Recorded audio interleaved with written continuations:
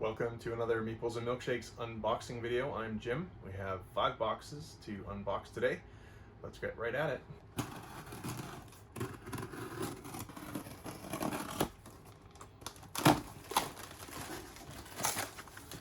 First up, we have another copy of Lords of Waterdeep to unbox. This is a restock. We had sold out, and this is a game that we keep on selling. This is a 2 to 5 player worker placement game. It's sort of a medium weight, entry level worker placement game. There's all these different spots that you can go to in the city of Waterdeep to get different kinds of resources. You're trying to complete these quests where you have to trade in certain combinations of resources and money in order to get victory points. You mark your points along the track. You can throw wrenches in people's plans by playing intrigue cards, which you can collect at different places, and you can also purchase buildings, which you can place out here, take control over, and other people can go to those buildings to get the benefits of those spots, kind of like the built-in spots on the map, but then you get a benefit from them using it. So you're basically trying to complete as many quests as you can before the end of the game, and there's, I can see, 8 rounds or so in the game. You have a few meeples each at the start of the game, and you can get more as the game goes on. This is a really fun game. We've been playing this for many years and I've always really enjoyed it. And if you're interested in a D&D themed, even if you're not a D&D player, it's not, you know, the D&D theme is basically not that D&D like really, except for the names of the places and things, but you don't have to be a D&D player, but if you are, you might appreciate it even more. Lords of Waterdeep, highly recommended.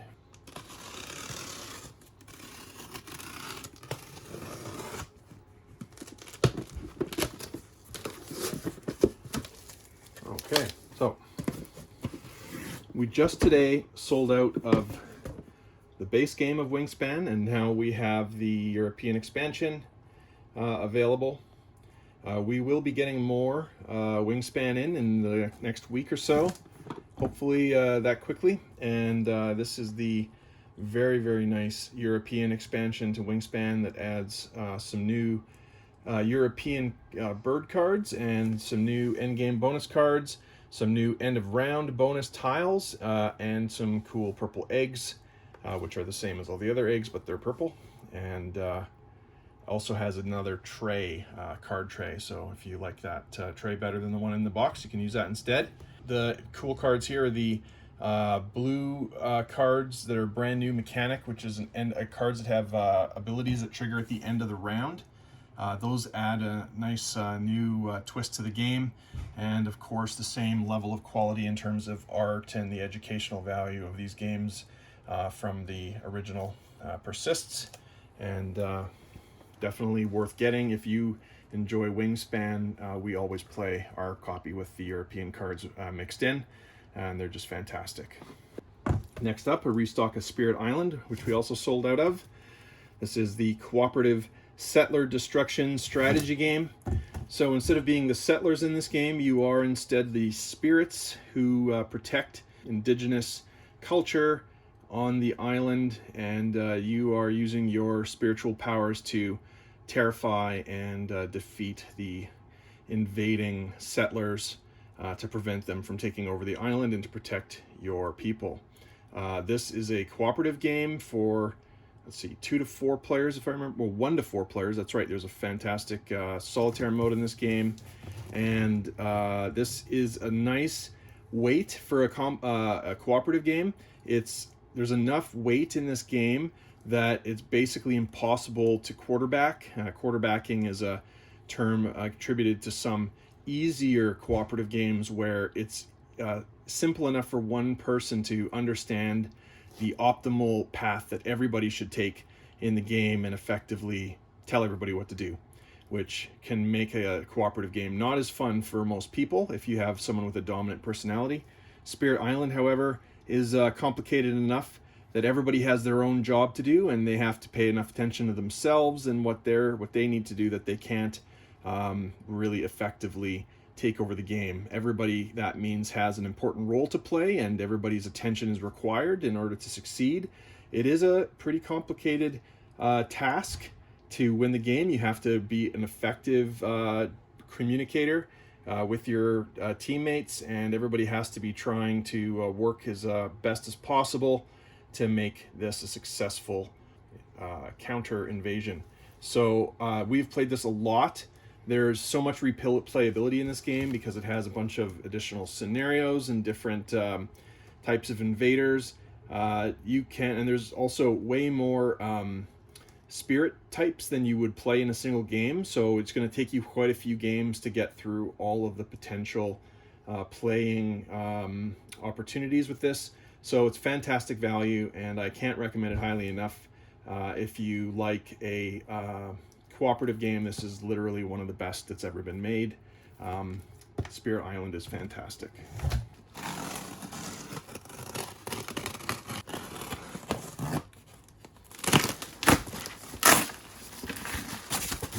Next up is a restock of the second edition of Dominion, the quintessential deck building game for 2 to 4 players. Really defined the whole genre, deck building. Everybody starts with the same small little deck of 10 cards, and over the course of the game you can use those cards on your turn in order to be able to afford to buy new cards that you can add to your deck. Every turn you draw 5 cards into your hand, and you're using the abilities on these cards to try to collect points. It's a great game with tons of replayability because, again, there are way more types of cards in the box than you will play in any single game. So there's tons and tons of replayability, and something that can last you a long time. And it's a pretty quick game. It says 30 minutes in the box, which is probably correct. And I'd say that it's not uncommon to try to just play 2 or 3 of these in a row because it's so fun. So if you haven't played Dominion, or maybe you've played it at a friend's house and you've always wanted your own copy, we've restocked this yet again.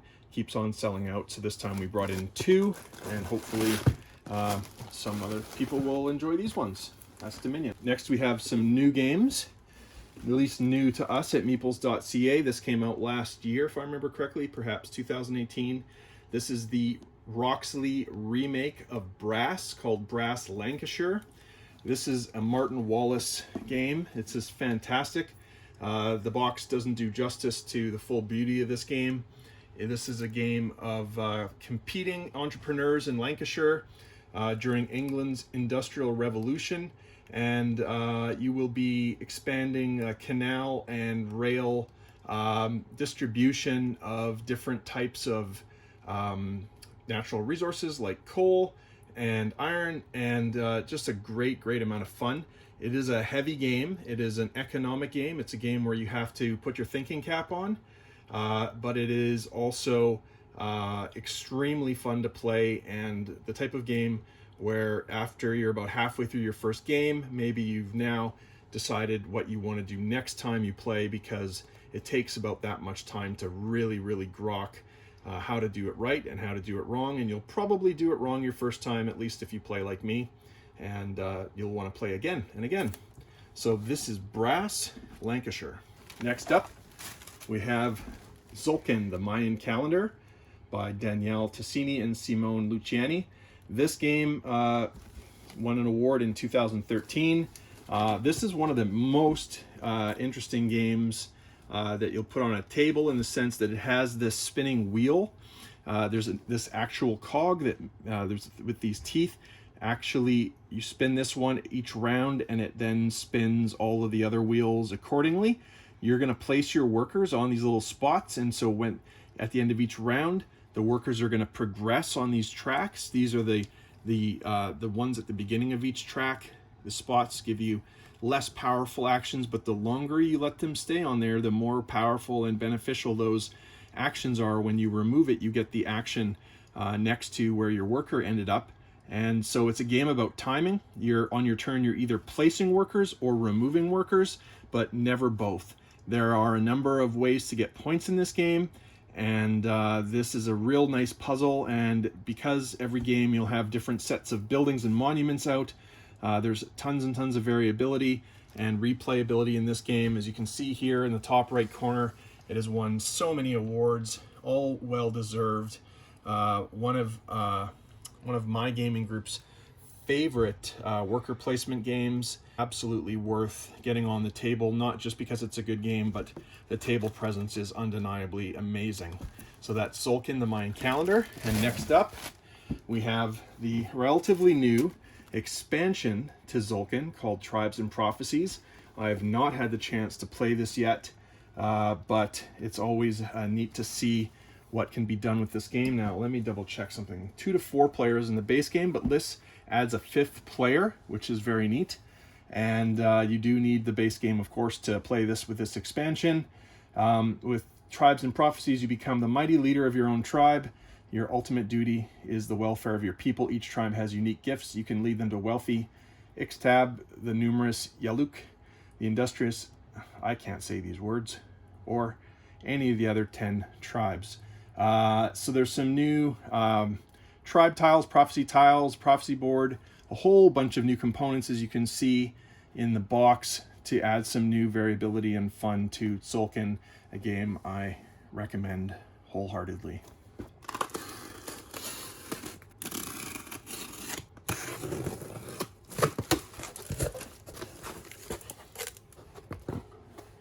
Dungeons & Dragons books have been growing in popularity at meeples.ca in the last month, so we have restocked the ones that sold out and even brought in some extra copies so that we don't sell out so quickly.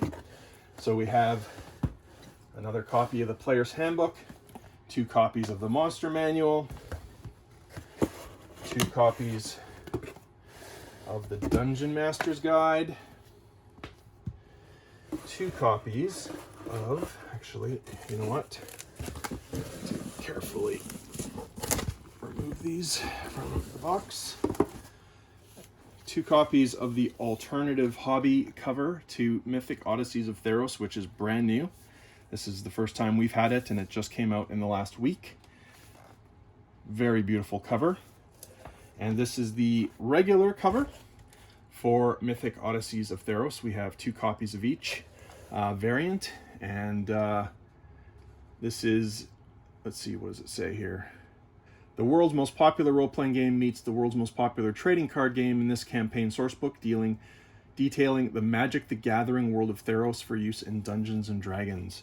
So, you know, I don't think this is the first time. I think there's the Guide to Ravinica, I think, as well for D&D, but another tie-in between the 2 most popular Wizards of the Coast products, Magic the Gathering and Dungeons and Dragons. So again, 2 copies of each variant of the brand new, much anticipated Mythic Odysseys of Theros.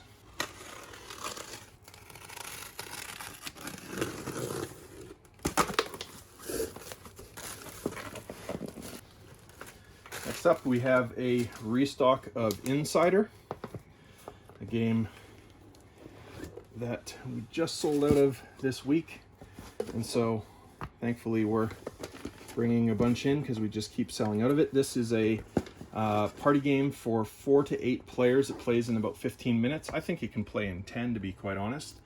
And usually people will play several rounds of this back to back. It's basically like 20 questions. One of the people at the table knows the word and is answering the questions, and one other person also knows the answer, but they're keeping that fact secret. They're trying to help everybody else at the table guess which word needs to be figured out without revealing themselves as being the insider. So if they can help the team guess the word without being found out as being the insider, then the insider wins. That is, in a nutshell, how this game works. It is so much fun.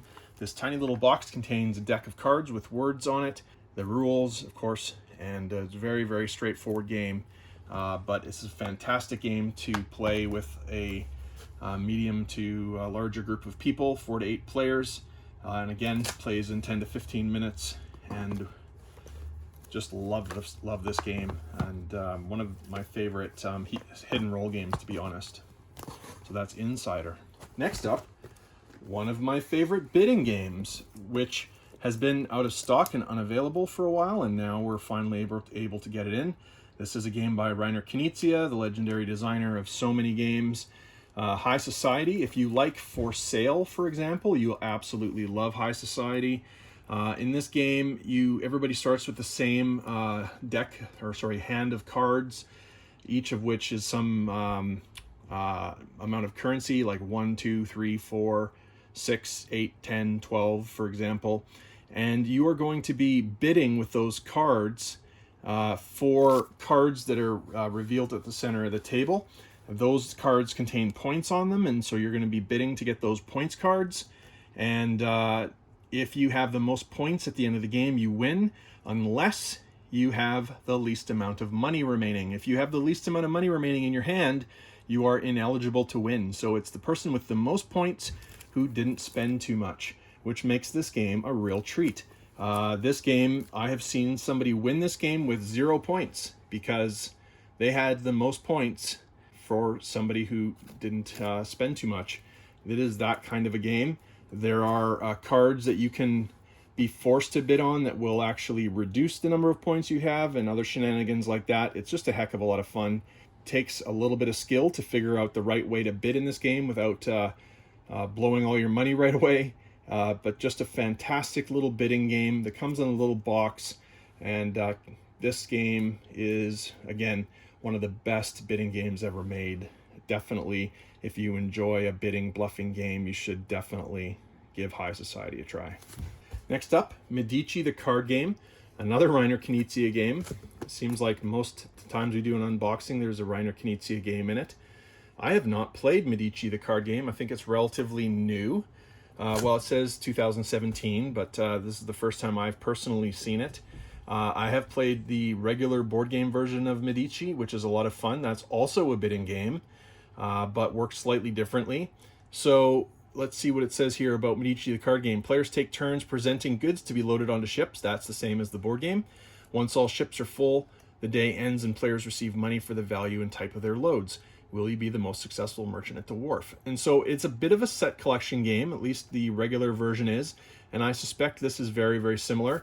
You may have noticed up here artwork by Vincent Dutrait, and you've probably noticed how beautiful the art is because it's by Vincent Dutrait, who is just an amazing artist with his signature style. And isn't it just great? Here's another Vincent Dutrait game right here. I mean, what an amazing artist this guy is. And Medici itself, the board game, is fantastic. Here is a smaller version of it. I bet it's fairly similar, but definitely worth checking out if you enjoy Medici or a simple bidding card game. We had run out of this exit game, the Stormy Flight. This is a 2 out of 5 difficulty, one of the lowest difficulty ones, and so we brought that one back in to have it in stock. This is a exit room game, and again, like all these exit games of this brand, you can only play it once, but it has a very inexpensive price point, just $13.95. So it's a good evening of fun for 1 to 4 players. These have been extremely popular. You use an iPhone app to help you solve the puzzle to make the escape. Definitely worth checking out this or any of the other many exit games that we have at meeples.ca. Next, we have a number of special ordered Hero Realms packs.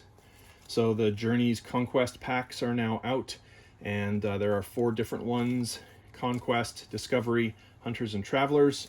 And these are all going to that fellow who special ordered them by emailing us at info@meeples.ca. So there you go. You'll be receiving an email that these are in shortly. Now, this is a game that I've been waiting for a long time. We do have it in stock at meeples.ca, but this is our demo copy. We ordered a demo copy right away when it first came out, but they did not have enough in stock to supply us with a demo, so we only got the retail copies. So now we have a demo copy to open up. This will be in the Board Game Cafe library. Of course, it comes with a catalog of all the Renegade games. Renegade makes amazing games. Succulent rulebook. There you go. Looks pretty straightforward. Okay, and then, oh wow, that's interesting. So, I'm not sure how easy it is to tell in the video. Maybe you can See, there's actually cardboard like glued onto these little pieces here. So they are going to stand up on the board, I guess. That's quite different. I've never seen that before. There's a boatload of cardboard in this game. Bunch of tiles and things. Okay. And then, wow, those are nice wooden components. Various colors. They look pretty friendly for people with color blindness as well, which is cool. And some nice gems. Wow, those are actually pretty nice. Those are nicer than the average plastic gem components that you find in games. Let's take some of those out of the bag so you can see them better. Very nice. Very cool. Perhaps these are player pawns. I haven't played it yet, so I'm not exactly sure. Those are nice as well, custom pieces. And a deck of cards. And a really nice box insert as well. So that is Succulent, and we can't wait to give this one a try ourselves and figure out why there's this really unique cardboard with other cardboard stuck onto it in the box. There we go.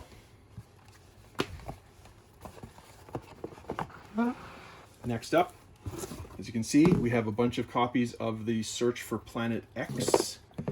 This is a 1 to 4 player game. Do you have what it takes to find Planet X? This is a deduction game.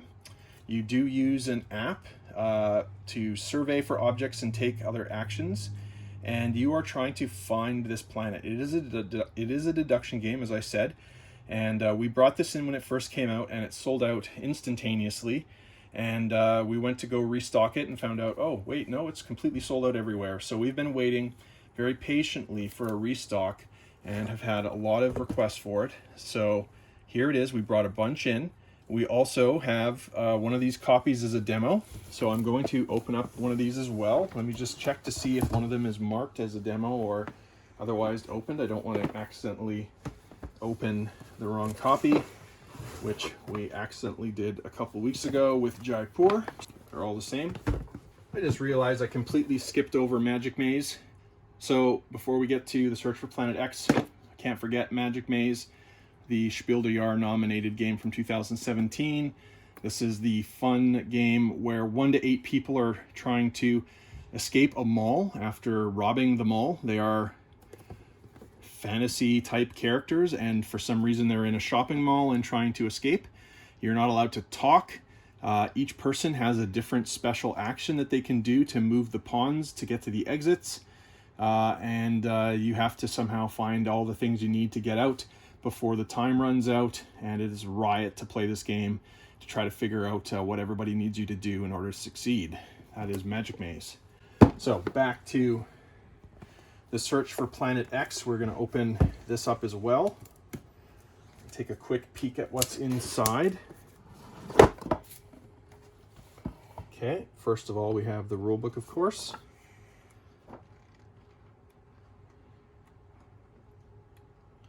Clean looking layout and some nice diagrams and examples. I always appreciate good examples in a game. Doesn't look too complicated. Nice. Even some important terms. Very cool. Next up, suggestion to join the Planetary Society. Why not? Planetary.org/join. Then we have the board, which is quite pretty actually.